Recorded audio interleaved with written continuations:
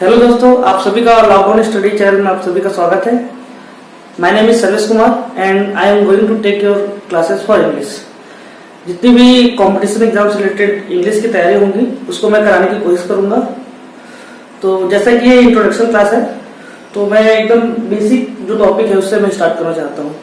ठीक है, आगे जैसे जैसे हम आगे बढ़ेंगे और भी इससे जो कॉम्प्लेक्स टॉपिक होंगे उसको हम करते जाएंगे।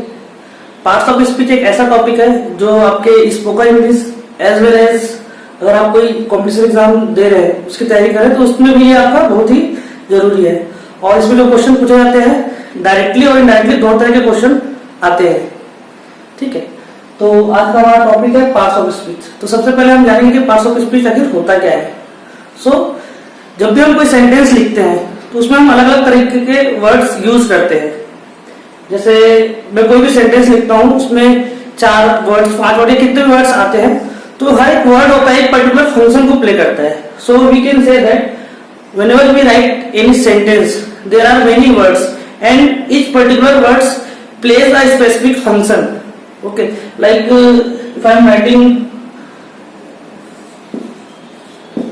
She is very beautiful, she is very beautiful, and the next sentence is she is very beautiful, or we can also write she is very beautiful. These all 3 words looks very similar but it is quite different in terms of parts of speech. Like here she is very beautiful, हम यहाँ पास हम सी को describe करना चाहते हैं। सी क्या है? एक प्रोनाउन है। प्रोनाउन को हम अगर डिस्क्राइब करते हैं तो उसके लिए हमको कोई एडजेक्टिव की जरूरत होती है। तो यहाँ पास ये ब्यूटीफुल होगा वो सही होगा, लेकिन ये ब्यूटीफुली और ये ब्यूटी ये दोनों क्या होंगे? रॉन्ग होंगे। क्यों? क्योंकि हमें इस प्रोनाउन को डिस्क्राइब करने के लिए पर्टिकुलर एडजेक्टिव की जरूरत होती है।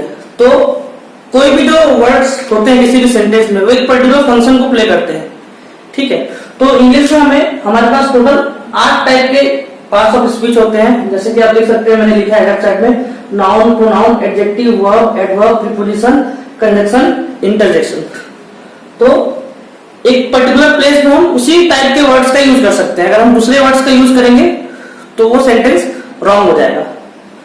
तो मैं आपको एक ऐसा सेंटेंस बताऊंगा जिसमें ये 8 पार्ट्स ऑफ स्पीच आएंगे और उस 8 पार्ट्स ऑफ स्पीच को एक पर्टिकुलर सेंटेंस में आप सीख सकते हैं।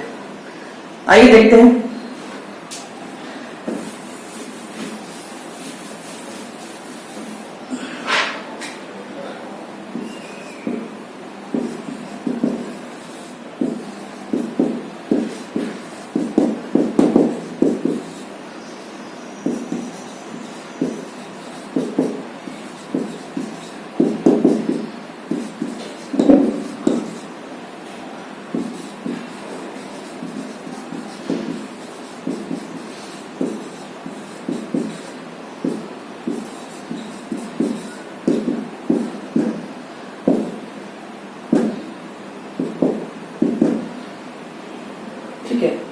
हमारा सेंटेंस है a tiny cat fell into the well and it cried frantically help help. सबसे पहले हम स्टार्ट करेंगे नाउन से। तो नाउन का जो डेफिनेशन है वो ये है कि noun is a naming word और we can also say that noun is a name of person, place, animal और thing. So in simple word we can say that it is simply a naming word. Whatever naming word we get that is a noun. So let's find out what is the noun in this sentence. Cat is the name of animal. Okay, so this is noun. Well, it is the name of water body, so it is also a noun. So we will write it noun. I think we have red marker. नहीं है okay, no problem. Noun. So यहाँ पर हमने 2 noun find out किए हैं, cat and well.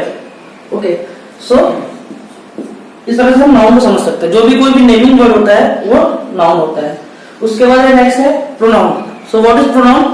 Pronoun is a word that is used in place of noun.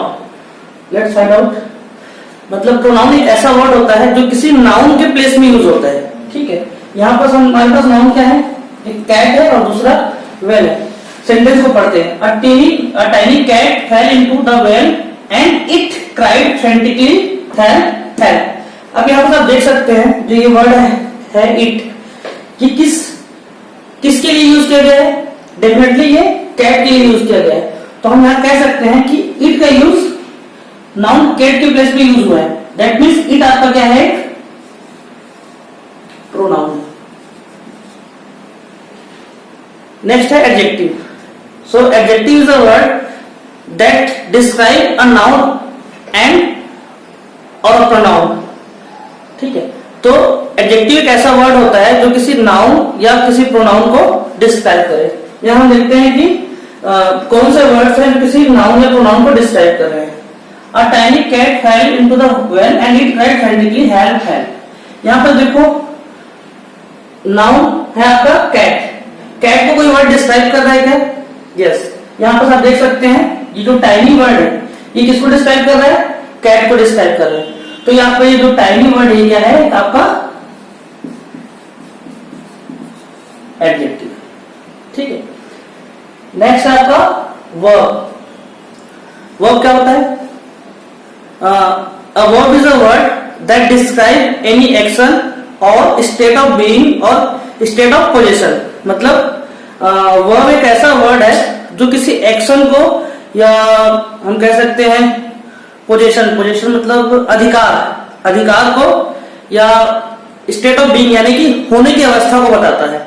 ठीक है, तो जनरली जो आपके मेन वर्ब होते हैं वो एक्शन को बताते हैं। यहाँ पर देखते हैं कि क्या एक्शन हो रहा है। A tiny cat fell into the well। यहाँ पर एक आपका वर्ब हुआ फेल में क्या होता है, गिरना।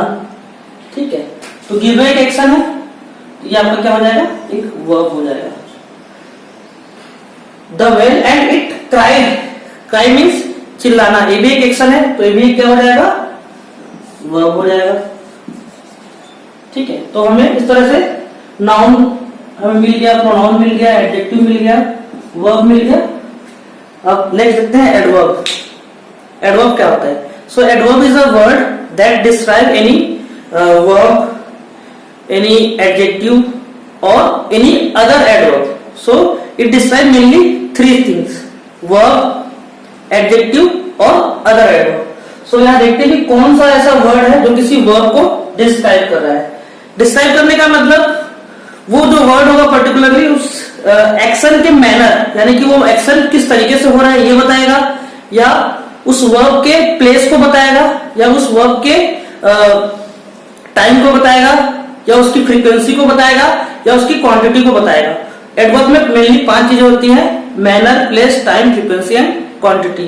तो ये 5 चीजों को कोई भी एडवर्ब डिस्क्राइब करता है। तो हम देखते हैं यहाँ पर कि कौन सा ऐसा वर्ड है जो वर्ब को डिस्क्राइब कर रहा है। A tiny cat fell into the well and it cried frantically। So how did it cry? It cried frantically। Frantically means घबराकर। ठीक है, वो कैसे चिल्लाया? वो चिल्लाया घबरा करके। तो ये घबराना जो है इस एक्शन के तरीके को बता रहा है, इसके मैनर को बता रहा है। ठीक है, ये जो फ्रेंटिकली है इस एक्शन वर्ब के तरीके को बता रहा है कि ये एक्शन किस तरीके से हो रहा है, कैसे हो रहा है एक्शन, घबरा कर हो रहा है। तो हम कह सकते हैं कि जो फ्रेंटिकली है आपका ये क्या है, एडवर्ब है। ओके, तुम्हारा एडवर्ब भी डन हो गया। नेक्स्ट है preposition. So preposition is a word that describe relation between noun और pronoun with other noun and pronoun. Relation और we can say position with respect to other noun or pronoun। शायद थोड़ा सा confusion है इसमें। any preposition is a word that describe relation between a noun and pronoun with other noun and pronoun। ठीक है, तो यहाँ पर आप देख सकते हैं एक नाउन है आपका कैट और दूसरा नाउन आपका क्या है, वेल। इन दोनों के बीच में कुछ संबंध आपको दिख रहा है, इसका मीनिंग समझते हैं पहले। A tiny cat fell into the well। जो टाइनी कैट था वो एक वेल में गिर गया, एक कुएं में गिर गया। एंड इट क्राइड फ्रेंटिकली, और उसने व्याकुल होकर के चिल्लाया, परेशान होकर के चिल्लाया, क्या चिल्लाया? Help help. तो इसका मीनिंग हमें समझ में आ गया है। तो इसमें दो नाम आप देख सकते हैं, कैट है, दूसरा वेल है। तो कैट और वेल का रिलेशन क्या है? जो कैट है वो वेल के अंदर है। तो यहाँ पर जो वर्ड इनटू है ये रिलेशन डिस्क्राइब कर रहा है इस वाले नाउन का इस वाले नाउन के साथ। तो आपका इनटू क्या होगा आप बता सकते हैं? ये होगा एक प्रीपोजिशन।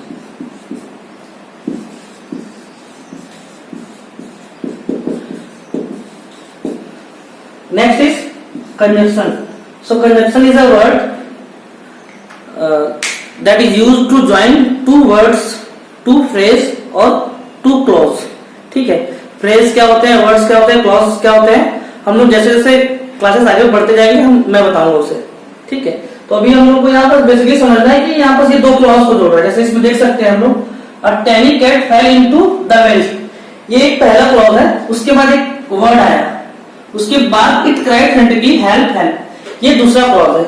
तो यहाँ पर जो एंड है ये क्या कर रहा है? दो क्लॉज को जोड़ रहा है। तो जो दो क्लॉज को जोड़ता है वो क्या होता है? क्या होता है? एक कंडीशन होता है। ठीक है, अब लास्ट है आपका इंटरजेक्शन।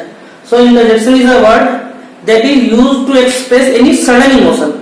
जब भी कोई हमें सडन इमोशन एक्सप्रेस करना होता है तो हम उस वर्ड का यूज करते हैं। जैसे वाव, हुर्रे, अलस, ये सारे वर्ड्स हैं जिसको सडन इमोशन को एक्सप्रेस करने के लिए यूज किया जाता है। तो जैसे यहाँ पर एक वर्ड आया हेल्प हेल्प, हेल्प हेल्प का यूज कब किया गया है? सडन इमोशन को एक्सप्रेस करने के लिए। तो ये जो हेल्प हेल्प है ये क्या है? आपका एक इंटरजेक्शन। ठीक है, I hope you guys have enjoyed this class. I have tried to bring all the parts of speech in a single sentence, and I hope that you must have understood it. And for the next chapter, whatever chapter we are going to learn, we will cover it in more detail. Like we will go through by all the details of particular noun chapter, and then we will go to our next chapter. Okay. सो हमारे channel को अगर आप इस video को पसंद किया तो हमारे चैनल को आप लाइक कीजिए, सब्सक्राइब कीजिए। तब तक के लिए गुड बाय, थैंक यू।